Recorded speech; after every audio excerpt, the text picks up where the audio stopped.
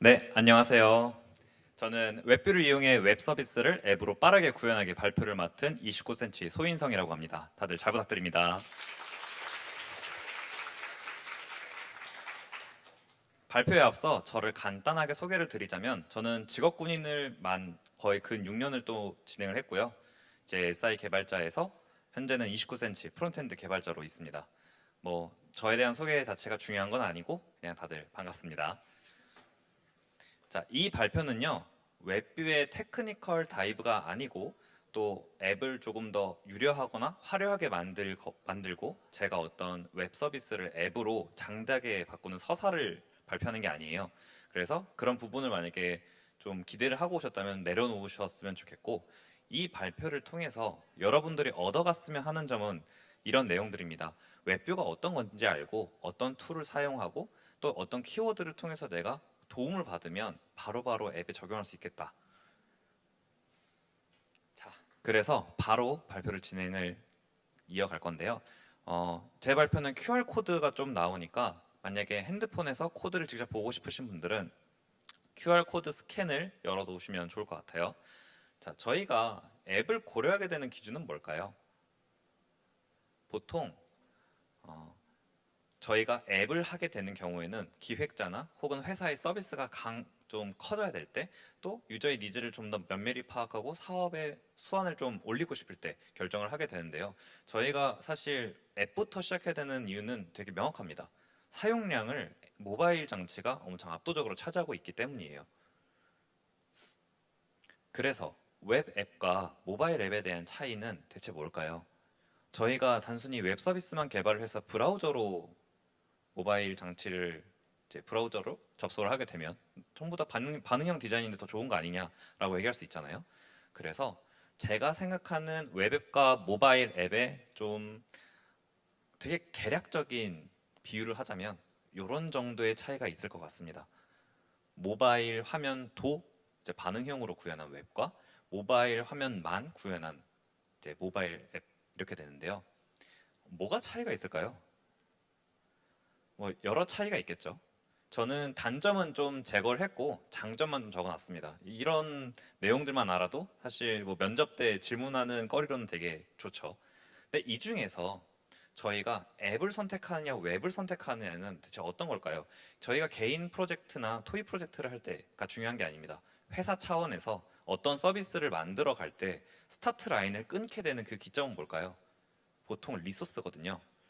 첫 번째로 웹에서 가장 좋은 점은 저희가 다양한 플랫폼을 전부 다 어우를 수 있죠. 그래서 생산성이 되게 높습니다. 반면 모바일 기기는 생산성이 조금 낮을 수 있어요. 왜냐면 iOS 기기도 개발을 해야 되고 안드로이드 플랫폼도 개발을 해야 되죠. 대신 모바일 기기를 좀 더 면밀하게 기능을 더 확장해서 사용할 수 있다는 점이 정말 강력하다고 꼽을 수 있습니다. 자, 그러면 이번에 발표 주제인 웹뷰에 대해서 얘기를 조금 해볼게요. 웹뷰는 뭐 안드로이드에도 있고 iOS에도 있습니다. 이렇다는 얘기는 크로스 플랫폼, 뭐 리액트 네이티브, 플러터 그 외의 언어들이 갖고 있는 유구한 특성이 아니라는 거예요. 이것은 네이티브 언어 자체가 지원하고 있는 그 추상화된 인터페이스 중 하나입니다. 그래서 웹뷰가 뭐예요? 여러분들 이렇게 여쭤볼 수 있을 것 같아요. 웹뷰는 이렇게 정리할 수 있을 것 같습니다. 저희가 앱에 웹 컨텐츠를 이렇게 넣을 수 있는 내장형 브라우저예요. 아이프레임을 한 번이라도 경험해 보셨거나 사용을 해 보셨던 분들이 계시다면 이 아이프레임과 웹뷰가 비슷하구나라고 느끼실 수 있을 것 같아요. 저희가 일례로 많이 사용하는 구글 홈입니다. 이 구글은 이렇게 뜯어보면 이러한 형태로 구성이 되어 있어요. 상태 표시줄 그리고 웹 화면이 그려지는데 이것도 앱이죠. 구글 크롬도 사실 브라우저 자체라고 얘기하긴 어렵고 앱에서 브라우저를 띄운 형태인 거죠. 웹뷰도 똑같습니다. 이렇게 네이티브 앱 위에 올라가게 돼서 이 웹뷰가 웹 컨텐츠를 그려주게 되는 거죠. 이거를 저희가 도표를 조금 더 자세하게 보자면요. 이런 식으로 출력이 됩니다. 오른쪽이 웹 앱입니다. 왼쪽이 모바일 앱이에요. 이 차이는 되게 면밀하게 나타나는데 브릿지라는 단어가 갑자기 생소하게 등장합니다. 둘 다 네이티브 플랫폼이나 OS 위에서 동작할 수 있고 어떤 웹 앱 혹은 웹 콘텐츠와 소통을 할 수 있는데 그 사이에 존재하는 인터페이스가 있어요. 이 인터페이스는 네이티브 플랫폼이나 OS 혹은 웹 콘텐츠와 소통할 수 있게 만들어주는 일종의 도구입니다. 저희가 신경 쓰지 않아도 되는 것들이죠. 저희는 이렇게 이 브릿지를 통해서 기본 시스템 API를 직접 호출할 수 있어요. 실제로 플러터라는 프레임워크는 언어가 다르죠. 근데 이 언어가 다름에도 네이티브 코드 또 리액트 네이티브도 스위프트 혹은 코틀린 언어를 호출할 수 있어요. 이 이유는 웹뷰에서 만들어주는 것처럼 어떤 시스템 API를 제가 호출할 수 있기 때문입니다. 웹뷰는 자바스크립트 언어를 통해서 네이티브 기능과 통합할 수 있다는 게 가장 큰 장점이죠. 다시 한번 말하지만 이런 기능을 브릿지라고 합니다.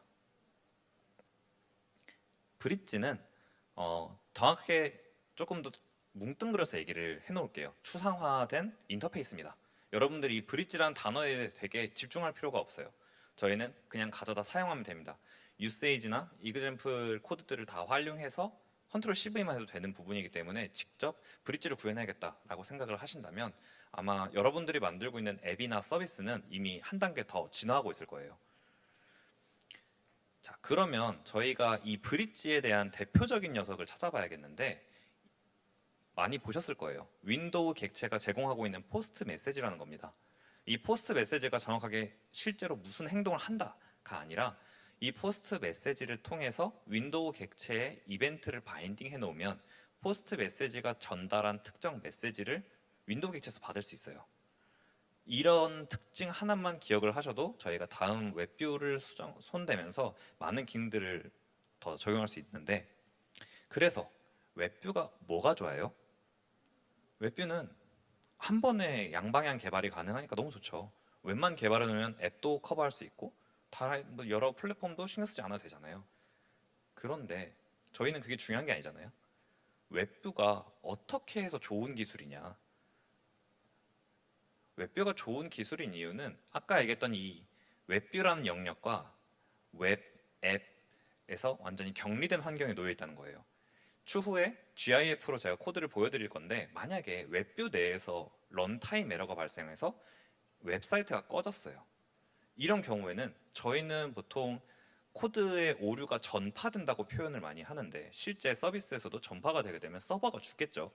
반대로 웹뷰는 서버가 죽어도 앱이 꺼지지 않습니다. 이게 가장 큰 독립적인 별개의 샌드박스를 구성한다는 것이고, 그렇다는 얘기는 저희 개발자가 웹뷰를 직접 핸들링할 수 있다는 가장 큰 장점이죠. 그렇다는 얘기는 웹에서 열리는 웹 콘텐츠라 할지라도 웹뷰에서 조금 더 독립적으로 기능하게 만들 수 있다라고 정의할 수 있겠습니다. 결국 웹뷰를 선택하게 되면 약간 네이티브 앱의 모든 기능들을 활용하는 것처럼 느껴질 수 있어요. 그 이유는 웹 서비스에서 구동하고 있는 코드가 웹뷰로 통신을 하면 이 웹뷰가 네이티브 앱과 소통할 것이기 때문이죠. 그래서 이러한 기능들을 여러분들이 조금 더 확장성 있게 구현할 수 있습니다. 그렇다면 여기까지 알아봤잖아요. 저희가 앱을 어떻게 만들지 준비를 해야겠죠.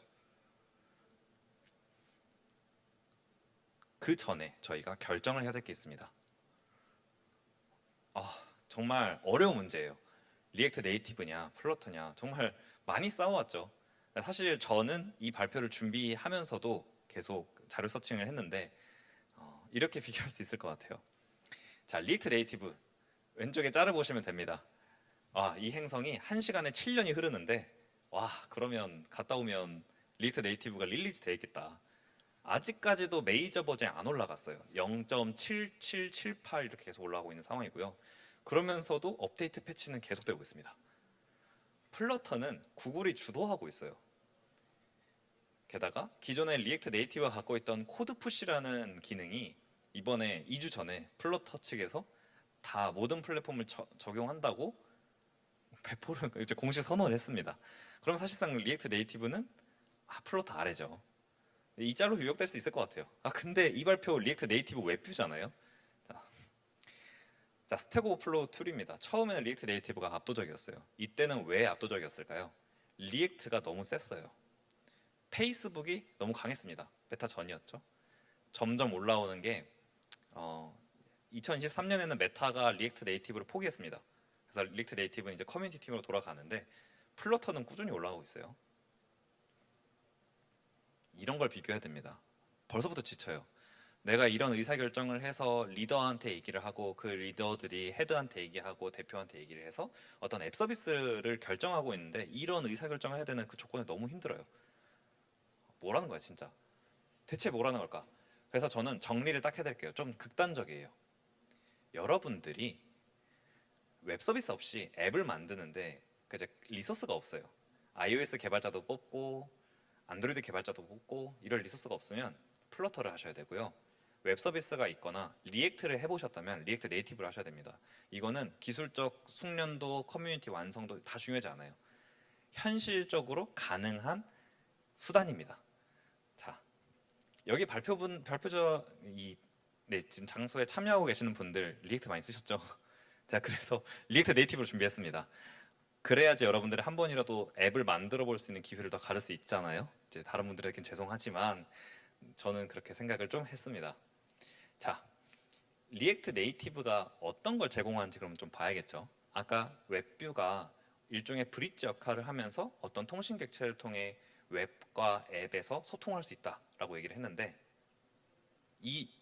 이렇게 문구를 보시면 리액트 네이티브에서 웹으로 보낼 때, 웹에서 앱으로 보낼 때 각각의 프로퍼티와 메서드를 통해서 호출을 하게 됩니다. 사실 이렇게 보면 좀 어렵잖아요. 위에 프로퍼티들은 이미 사전에 정의되어 있는 녀석들이고 메서드들은 저희가 동적으로 자유롭게 할 수 있는 행위들이에요. 자, 코드로 볼게요. 왼쪽은 리액트 네이티브 앱입니다. 이 빨간 줄이 쳐져 있는 곳을 보시면 인젝티드 자바스크립트로 되어 있어요. 이 코드는 웹뷰가 웹을 열 때 위에 있는 템플릿 문자열을 넣어서 전송할 수 있어요. 즉 이게 먼저 실행됩니다. 그렇기 때문에 오른쪽에 뜬 화면에서 헬로가 출력되는 것을 확인할 수 있죠. 오케이네요. 죄송합니다. 자, 그 다음에는요. 웹에서 앱으로 보내는 건데 제가 HTML 파일도 보여드려야 되니까 그냥 이렇게 템플릿으로 준비했어요. 빨간 줄에 있는 박스를 보시면 됩니다. 포스트 메시지라는 메서드를 정의를 했어요. 그리고 왼쪽 코드에 온 메시지 프로퍼티를 정의를 해놨는데 오른쪽 화면을 보시면 헬로가 뜨는 것을 확인할 수 있죠. 이렇다는 얘기는 웹에서 어떤 코드를 수정하지 않아도 저희가 임의적으로 웹뷰에서 핸들링할 수 있다는 것입니다. 자, 여기까지 우리가 어떤 툴을 사용하면 될 것 같고 웹뷰를 어떻게 핸들링하면 얼추 할 것 같은데 라는 생각이 들었으면 이제 설정을 해야 돼요. 리액트 네이티브는 이렇게 통합됩니다. 자바스크립트 코드죠. 이 자바스크립트 코드가 유기적으로 이 브릿지들과 이야기를 하면서 또 네이티브 모듈과 같이 양방향으로 계속 소통을 해요. 그렇기 때문에 제가 이렇게 통합이 되는 건데 이 장표 자체는 크게 중요하지 않습니다. 하지만 흐름이 결국 리액트 네이티브에서 자바스크립트로 컴파일 한번 돼야 돼요. 그래서 시작해야 되는데 어떻게 시작한지를 이제 모르니까 제가 준비한 것은 툴을 쓰자입니다. 저희가 되게 자주 보는 것은 리액트 네이티브 CLI예요. 이 리액트 네이티브 CLI는 정말 자바 네이티브처럼 커스텀한 설정이 하나도 없어요. 그래서 저희가 직접 다 해줘야 됩니다. 불편하죠. 번거롭고. 반면 다른 설정들이 없기 때문에 조금 더 네이티브화하기 쉬워요. 자, 이번 코드는 이번 장표는 엑스포인데 엑스포 CLI는 리액트 네이티브를 조금 더 프레임워크화 해둔 편한 툴입니다. 다 중요하지 않고 좀 더 간편한 워크플로우를 가진다 정도를 머릿속에 기억하고 계시면 될 것 같아요. 그래서 이 발표는 엑스포 CLI를 기반으로 준비했습니다. 프로젝트 설정하기 전에 저희가 리액트 네이티브 CLI 쓰면 되지 않아요? 라고 얘기를 할 수도 있는데 이미 만들어진 거 또 쓰지 맙시다. 저희는 리소스에 의해서 리액트 네이티브를 선택을 했고 그렇다면 조금 더 효율적인 길을 찾아야 돼요. 자, 엑스포를 사용하시면요. 정말 간단하게 CLI로 다 끝날 수 있어요. 이렇게만 설정을 하셔도 프로젝트가 생성됩니다. 좀 더 자세한 내용들은 일부러 담지 않았으니 여러분들이 엑스포를 실제로 실행을 하시거나 데브 페이지에 들어가면 정말 잘 가이드가 나와 있어요. 그래서 그걸 확인해 보시면 좋을 것 같아요. 자, 이 최초로 설정한 프로젝트에 웹뷰를 추가해 봅시다. 저희는 리액트 네이티브 웹뷰 라이브러리를 인스톨할 거예요. 그러면 왼쪽 위에 있는 파일이 저희가 프로젝트 설정할 때 나왔던 최초의 앱.js입니다. 이 코드가 오른쪽으로 바뀌었어요. 정말 코드 라인이 크게 바뀌지 않았죠? 자, 여기서 QR이 나오는데요. 제가 웹뷰에다가 링크를 띄운 코드입니다. 오른쪽이 실행 화면이에요. 실제로 안 보셔도 됩니다. 이 오른쪽은 앱이잖아요. 앱이 됐네요. 그럼 끝인가요? 끝이 났을까요? 다시 보니까 이런 피드백이 왔어요. 화면이 노치에 가려져요. 스크롤도 이상해요. 막 스와이프도 안 돼요. 가끔 인터넷이 끊겨버리면 하얀 화면이 나와서 앱이 죽은 것 같아요. 네, 저희는 그래서 개발을 해야 됩니다. 저희가 앱을 개발하기 이전에 웹에서 생각했던 어떤 아이디어들, 라우팅을 어떻게 가져가겠다, 도메인 설계, 소위 말해서 URL을 어떤 식으로 설계해서 이 해당 URL에는 이런 이벤트가 있을 것이다 라고 기획자분들이나 데이터 사이언티스트 분들이나 혹은 개발자들끼리 얘기를 많이 할 거예요. 다 버리셔야 되고요. 앱에서는 브라우저가 아니기 때문에 라우팅이 없습니다. 대신 라우팅 기능을 해주는 내비게이션이라는 것을 넣어놨어요. 이 내비게이션은 크게 보호, 중첩 기억해주면 됩니다. 나머지 네이티브 모듈을 사용을 해야지 저희가 앱을 쓰는 거잖아요. 이게 아니라면 앱을 쓰는 의미가 없죠. 이렇게 생각을 해주시면 이 내용들을 확인할 수 있는데요. 자, 웹에서는 앵커 태그를 사용해서 어떤 문서와 어떤 문서가 소통을 하고 페이지를 이동하고 사용자가 보기에 정보들을 좀 더 효율적으로 나열해 줄 수 있는 특징이 있어요. 자, 근데 앱은 웹이 아니라서 앵커 태그가 동작 안 하잖아요. 중요하지 않습니다. 저희는 스크린을 스택으로 쌓을 거예요. 웹은 브라우저가 히스토리를 관리해줬다면 앱은 메모리에서 스크린을 스택으로 관리합니다.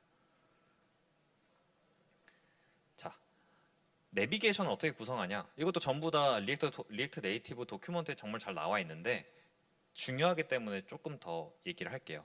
내비게이션은 내비게이션 컨테이너라고 하는 최상위의 컴포넌트 하위에서 동작을 하게 됩니다. 이걸 묶어주지 않으면 해당 데이터를 어디서 이제 메모리를 어떻게 저장을 할지 몰라요. 그래서 꼭 저장을 이렇게 입력을 해주신 다음에 하위에 들어가는 컴포넌트를 저희가 정의를 해줘야 돼요. 여기서 나오는 스크린 컴포넌트라는 단어를 잘 기억해 두시면 다음에 나오는 장표에서 좀 더 효율적으로 이해할 수 있습니다. 자, 그러면 내비게이션 컨테이너는 어떻게 정의하느냐? 이렇게 정의하시면 됩니다. 라이브러리에서 임포트해서 작성만 해주시면 끝이에요. 더 이상 고민할 것도 없습니다. 자, 그러면 내비게이션이 어떻게 동작하는지 봐야 되겠죠. 여기 코드가 있습니다. 스택을 적용한 코드예요. 여러분들이 정말 앱에서 많이 보던 형태죠. 이 애니메이션은 여러분들이 직접 수정할 수 있습니다. 이 리액트 네이티브 스택이라는 라이브러리는 리액트 스택도 있는데요. 네이티브 스택과 스택의 차이는 커스텀이 됐느냐 안 됐느냐 차이입니다. 그 다음은 드로우입니다. 저희가 스와이프를 하면 햄버거 메뉴가 출력되고 사라지고 하는 인터랙션이 생기는데 이것 또한 내비게이션입니다. 사용법은 다 똑같아요. 크레이트로 어떤 내비게이션의 인스턴스를 생성을 해서 내비게이터를 생성을 한 다음에 정의를 하면 돼요. 마지막으로 앱에서 또 흔히들 많이 보죠. 바텀 탭이라고 이 탭별로 화면을 구성해 주는 거예요. 똑같이 선언하시면 됩니다. 자, 아까 제가 스크린 컴포넌트라고 얘기를 했는데요. 내비게이션들은 전부 이런 스크린의 컴포넌트 프롭스로 내비게이션과 라우트를 주입하게 됩니다. 저희는 이 내비게이션과 라우트 코드로 웹뷰에서 넘어오는 코드를 조금 더 효율적으로 핸들링할 수 있어요. 물론 그런 기능을 안 하고 싶다가도 다른 스택을 다른 스택 내비게이션에서 드로우 내비게이션으로 전달을 하고 싶다면 이런 기능들을 사용하면 되는데요. 스크린 컴포넌트가 갖고 있는 여러 프로퍼티입니다. 제가 색깔이 좀 회색으로 만들었는데 중요하지 않다는 거예요. 얘가 어떤 역할을 하는지는 이걸 보시면 됩니다. 아, 내가 다른 스크린에서 이렇게 이동을 해야겠다. 혹은 이 스크린에서 어떤 이벤트가 드러났을 때 다른 스크린으로 이동을 못하게 리셋을 시켜버려야겠다. 뒤로 가야겠다. 이런 기능들을 정의해 놓은 유세이지만 저희가 살펴보고 그 해당 케이스에 맞게 적용하면 됩니다. 이 이유는 이렇게 저희가 세밀하게 살펴볼 이유가 없다라고 하는 이유는 앱을 빠르게 만들어야 하기 때문이에요. 이미 웹 서비스가 있으니까요. 근데 만약에 풀스크린 웹뷰가 아니라서 저희가 웹뷰 컴포넌트에서 스크린 컴포넌트가 보내주는 내비게이트나 라우트를 전달받지 못할 때가 있어요. 가령 웹뷰의 어떤 컴포넌트를 조금 더 감싸서 예쁘게 만들고 싶다거나 웹뷰 자체만 있는 게 아니라 웹뷰 말고도 버튼도 있고 인풋도 있고 키보드도 있고, 자, 이런 상황일 때는 어떻게 해야 되느냐? 이것도 제공을 하고 있습니다. 훅으로 제공을 하는데요. 이런 식으로 유즈 내비게이션, 유즈 라우트를 활용을 하시면 해당 인스턴스 객체에서 저희가 똑같이 핸들링할 수 있습니다. 자, 여기까지 이렇게 들으면 이론만 있으니까 너무 어렵잖아요. 저는 앱을 하나 준비했어요. 여러분들이 듣기엔 되게 생소할 수 있는 앱입니다. 여태까지 투두리스트만 그렇게 파는데 저는 투두리스트는 너무 진부하다고 생각해요. 리얼월드라는 앱이 있습니다. 추후에 뭐 여기 링크 걸려 있는 곳을 들어가면 실제 공식 도큐멘트가 열리는데요. 그건 중요하지 않고요. 제가 준비를 했어요. 우선 데모입니다. 데모는 어떻게 동작하는지만 확인하는 거니까 여러분들이 꼭 안 보셔도 돼요. 아, 근데 모바일에서 여니까 이런 기능들을 하는구나 정도만 이해하시면 돼요. 왼쪽에 있는 기능들을 전부 다 제공하고 있습니다. 저희가 프로젝트를 만들기 너무 좋은 앱이에요. 그래서 저는 이 발표를 위해서 이 앱을 하나 만들었어요. 여러분들은 이 코드 저장소에 있는 앱이 어떻게 변하는지를 설명을 들으실 거예요. 자, 조건은 이렇습니다. 최소한의 개발, 최대한 빠른 릴리즈가 필요해요. 그래서 구성은 그대로 같습니다. 이 기술 스택은 여러분들이 되게 자주 사용하는 기술 스택이기 때문에 넣어놨어요. 자, 그러면 앱 구현과 설계를 어떻게 가져가야 되느냐? 저희는 여기서부터 시작을 해야 되는데요. 중요한 포인트만 좀 찍어볼게요. 저희가 웹 서비스에 보면 헤더를 보통 픽스해서 걸어놓는 경우가 너무 많아요. 근데 모바일에 아까 드로워 설명하면서 여러분이 살짝 느끼기에 그 드로워가 햄버거 메뉴 같지 않나요? 그러면 햄버거 메뉴를 써야지, 그러니까 드로워를 써야 되는 거죠. 드로워를 써야지 앱에서 웹에서 제어하는 헤더를 쓰는 게 맞을까요? 보통 웹에서 제어하는 헤더는 마스터 GMB라고 해서 계정을 접속하면 헤더가 막 바뀌고 어떤 헤더를 누르면 라우팅이 변경되고 이런 상황이 많습니다. 이걸 써야 될까요? 쓰지 말아야겠죠. 보통의 의사결정에서 쓰지 않는다고 결정합니다. 그러면 어떤 컴포넌트는 웹에서 보여야 되고 어떤 컴포넌트는 앱에서 보여야 된다라는 기준이 있을 거예요. 따라서 웹과 앱을 구분할 줄 알아야 되고, 페이지 라우팅이 일어나면 어떤 식으로 라우팅 설계를 해서 이 라우팅을 숨기고 어떤 스크린은 출력하고를 결정할 수 있는가, 또 유저가 로그인을 했을 때 해당 정보는 어디에 저장하고 인증된 유저를 어떻게 핸들링 해줄 수 있을까, 마지막으로 네이티브 기능을 어떻게 사용할까. 네, 이렇게 하면 될 것 같습니다. 저는 이 순서대로 설명을 드릴 거예요. 포스트 메시지로 어떤 웹뷰의 라우팅이 일어났을 때 캐치해서 스크린을 씌운다. 라이브러리를 활용해서 조금 더 임팩트 있게 저장소를 운영한다. 자, 순서대로 어떻게 판단할까요? 웹에서는요, 웹뷰인지 즉 앱인지를 판단할 수 있는 요소를 윈도우 객체에 제공하고 있어요. 첫 번째는 유저 에이전트라는 그 프로퍼티입니다. 여기를 활용하시면 여러분들이 안드로이드에 접속했는지 PC에 접속했는지 다 나와요. 이거 하나가 있고요. 두 번째는 웹뷰에서 접속했을 때 웹뷰가 리액트 네이티브로 웹뷰가 웹으로 던져주는 프로퍼티가 있습니다. 이 윈도우 리액티드 네이티브 웹뷰예요. 이게 있는지 판단하는 거가 있고요. 두 번째는 스크린입니다. 저희가 모웹도 만들잖아요. 모바일 웹이라고 하죠. 반응형 스크린이기 때문에 스크린의 크기가 유동적이고 민맥스만 체크를 하면 아, 이건 모바일이다 확실하게 알 수 있죠. 근데 모바일 웹 반응형인데도 불구하고 웹뷰인지를 체크해야 할 때는 앞선 조건문과 결합해서 사용하면 되겠죠. 그러면 라우터 이벤트는 어떻게 제공할까요? 저희는 아까 얘기했던 윈도우 객체가 갖고 있는 브릿지를 이용할 겁니다. 윈도우 포스트 메시지를 통해서 웹뷰에 던져주면 웹뷰가 해당 값을 핸들링해서 제어하는 거죠.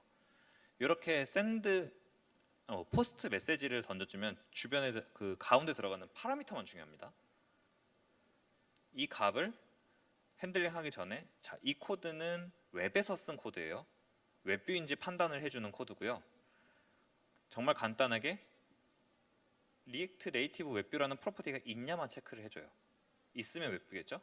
그러면 Next.js에서 제공하는 라우터를 한 번 더 랩핑합니다. 웹뷰일 때는 샌드 메시지를 해주고요. 웹뷰가 아닐 때는 라우터를 푸시해줍니다. 물론 로그인을 하거나 회원가입을 하고 난 뒤에는 푸시가 아니라 뭐 리플레이스라거나 다음에 일어날 어떤 프로세스를 다 제거해줘야겠죠. 이거는 전부 다 여러분들이 의사결정을 해주시면 좋습니다. 그러면 이렇게 객체가 와요. 객체가 등장을 했습니다. 어떻게 했냐면요. 이렇게 리액트 네이티브 웹뷰 코드에서 온메시지 핸들러의 이벤트를 넣으면요. 저 네이티브 이벤트라는 변수가 해당 스트링 문자를 다 갖고 있습니다. 물론 제이슨 파스면 객체겠네요. 저희는 이것으로 아래에 있는 뭐 스택 액션, 뭐 푸시를 한다거나 내비게이트를 한다거나 디스패치를 한다거나 아까 얘기했던 내비게이션 갖고 있는 프로퍼티들을 활용해서 제어할 수 있어요. 자, 그럼 로그인 유저는 어떻게 제어할까요? 로그인 유저는 두 가지 케이스가 있어요. 중첩 내비게이션과 저장소를 사용하는 겁니다. 자, 중첩 내비게이션이라고 하는 거는 QR을 꼭 안 찍어오셔도 됩니다. 똑같은 코드인데 실제로 구현되는 것은 자, 내비게이션 보시면 설정을 누르면 도어가 사라지고 푸시가 되고 아무것도 없는 환경일 때는 바텀 탭도 사라지죠. 즉 케이스에 맞게 저희가 화면 스크린을 구성할 수 있다는 얘기예요. 이게 중첩 내비게이션입니다. 그럼 정보는 어떻게 저장할까요?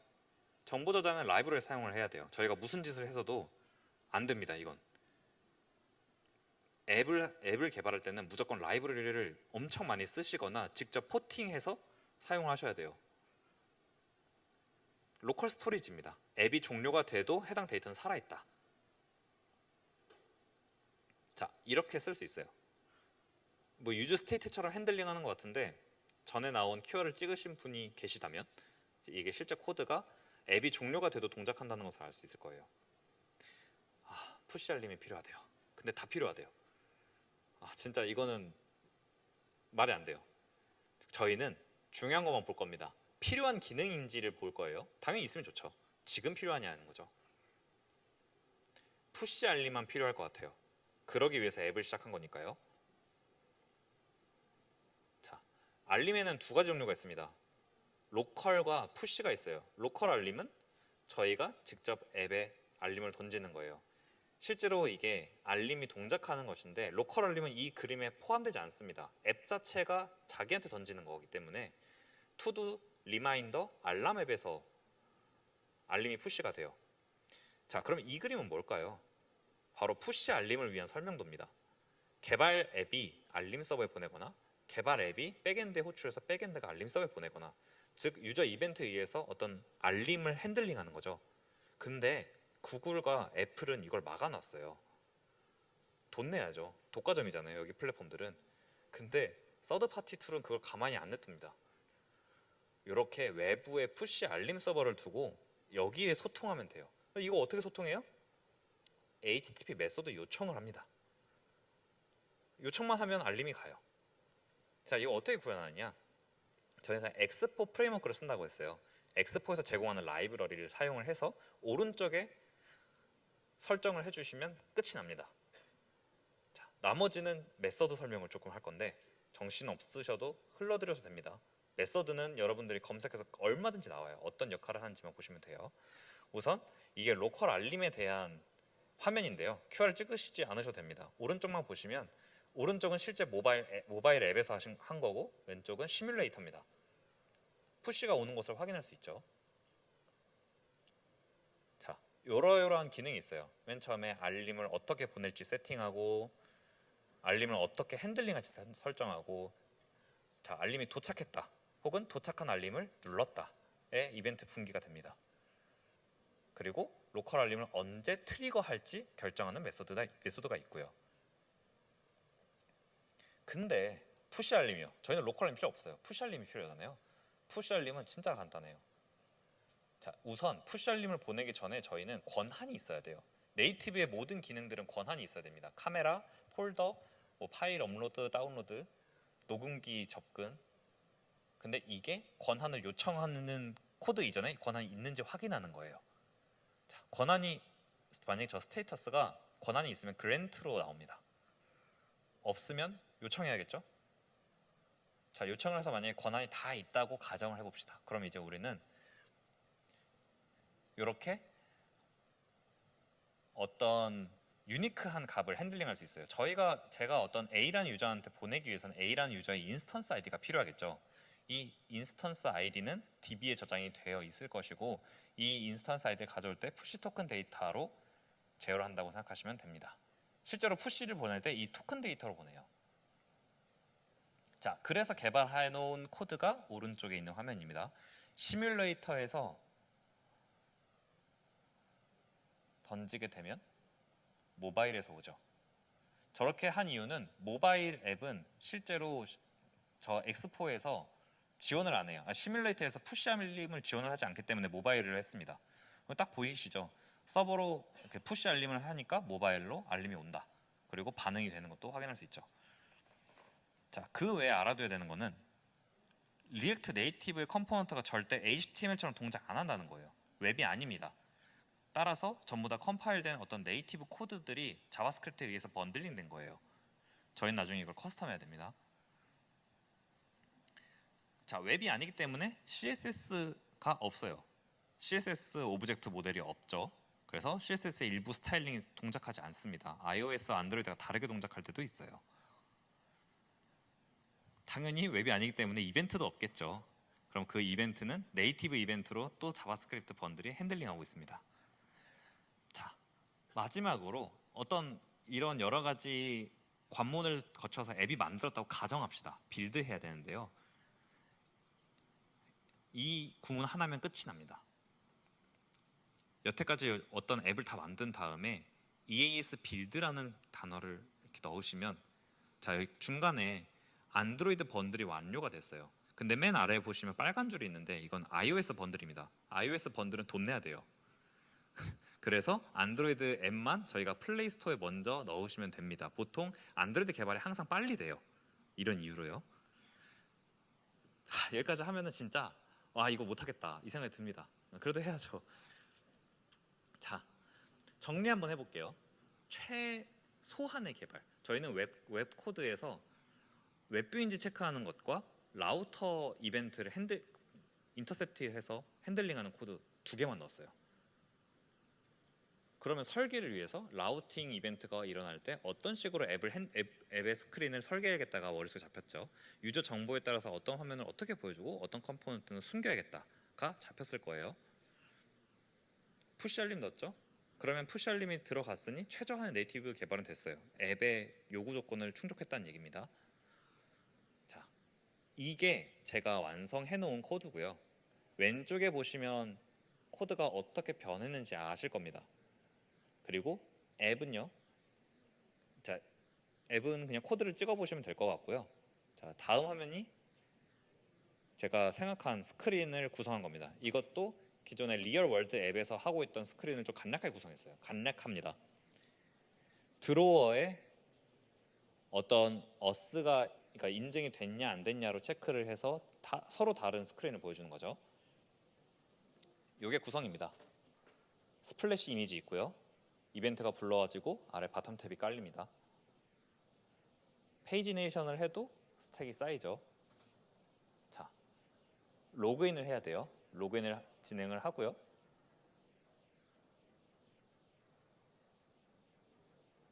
자, 오른쪽에 보시면 드로어가 생겼죠.